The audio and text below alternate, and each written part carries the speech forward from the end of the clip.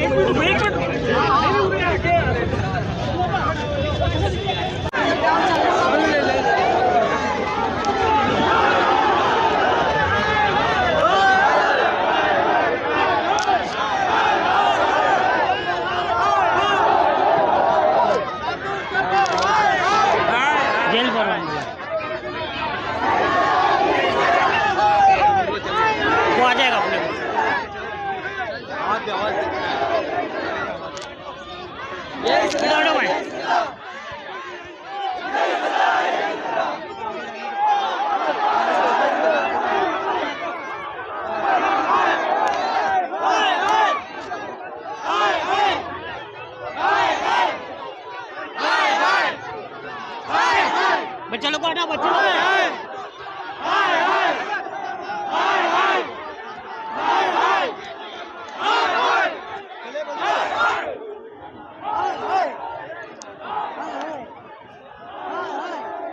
एक मिनट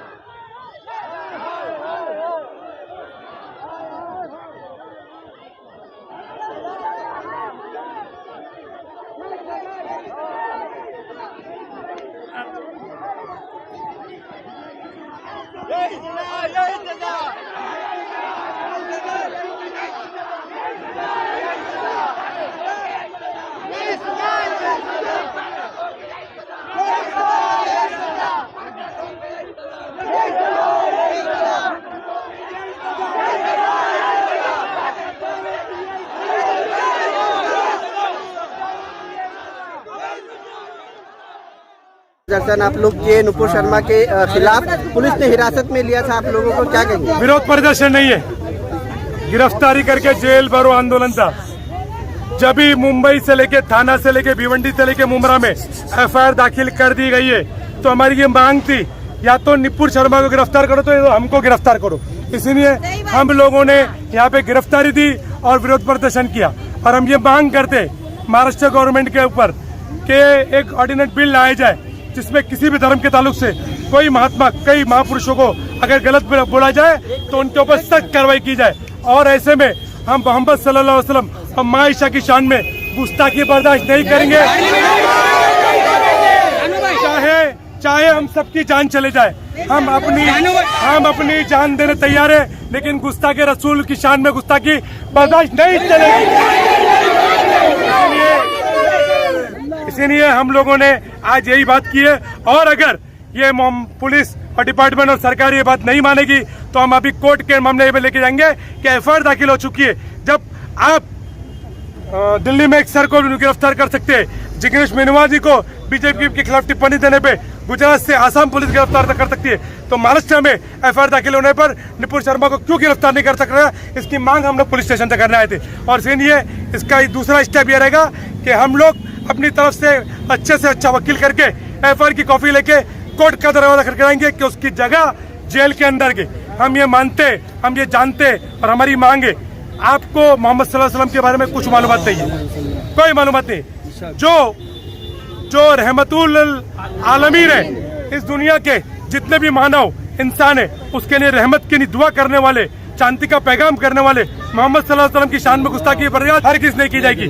और इसीलिए अगर आप ऐसा कर रहे हैं तो इसके आपकी जगह जेल है, और कोई भी ऐसा करता है तो उसकी जगह जेल होना चाहिए। आज बीजेपी गवर्नमेंट का ये एजेंडा है, मंदिर मस्जिद भोंगा धर्म, इस महात्मा महापुरुषों का नाम के ऊपर ऐसी टिप्पणी करो ताकि लोग महंगाई, डीजल, पेट्रोल, गैस के दामों को भूल के आपस में लड़ने लगे।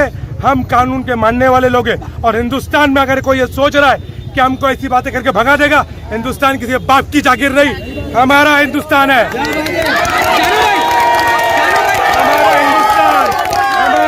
हमारा हिंदुस्तान है, हमारा हिंदुस्तान है, हमारा हिंदुस्तान है, हमारा हिंदुस्तान है, हमारे बाप दादा यहाँ मरे और हम भी यही मरेंगे, किसके बाप भी यहाँ से हमको भगा नहीं सकता।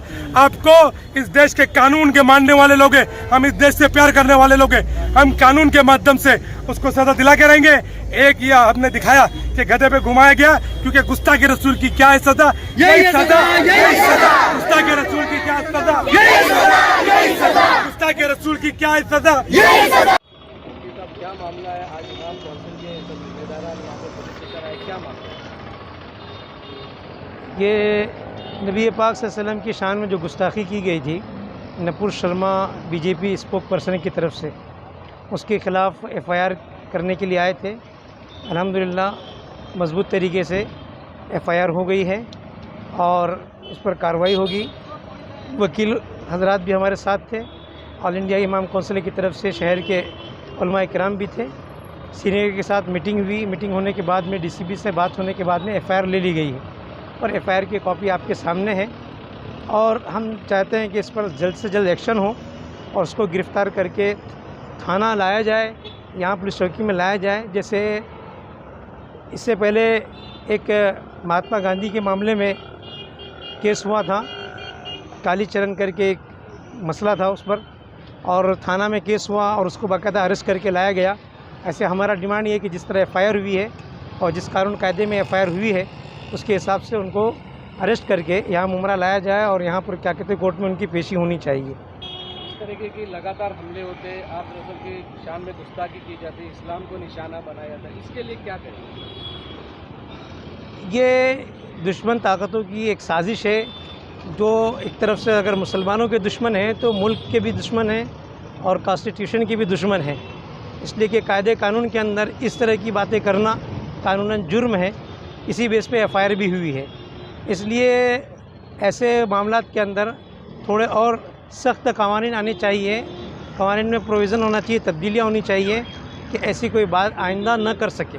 जैसे बहुत से देशों में और मुल्कों में ऐसा हो चुका है, जैसे न्यूजीलैंड वगैरह का आपके सामने मैटर है कि इस तरह के कानून में तब्दीलियाँ और सख्ती लाई गई है ताकि मजहबी मामलात को छल करके मुल्क के मसाइल को और मुल्क की तरक्यात को रोका जाए और इस तरह के मामलात खड़े किए जाएँ। उसको रोकने के लिए मजबूत कानून की ज़रूरत है, जो सरकार की और कोर्ट की ज़िम्मेदारी है कि उसके ऊपर क्या कहते हैं गौर फिक्र करके आइंदा किस तरह के हालात को रोकने की कोशिश करें। इस तरीके की बयानबाजी से नौजवानों में काफ़ी गुस्सा नज़र आ रहा है, उसको लेकर क्या करें? नौजवानों में क्या, हर मुसलमान में गुस्सा, ये उसका मजहबी एक तरीके से हक़ है, क्योंकि हुज़ूर पाक सल्लल्लाहु अलैहि वसल्लम की शान में जो गुस्ताखी की गई है वो काबिल बर्दाश्त नहीं है। जिस तरीके से जितना बड़ा और सेंसिटिव मैटर है, अगर ये मसला किसी अदर कम्युनिटी का होता तो हो सकता था कि कई फसादात हो जाते। ये गुस्सा फिर भी कंट्रोल में है, लेकिन कानूनी कार्रवाई हुई है, तो इससे हमें उम्मीद है कि उनको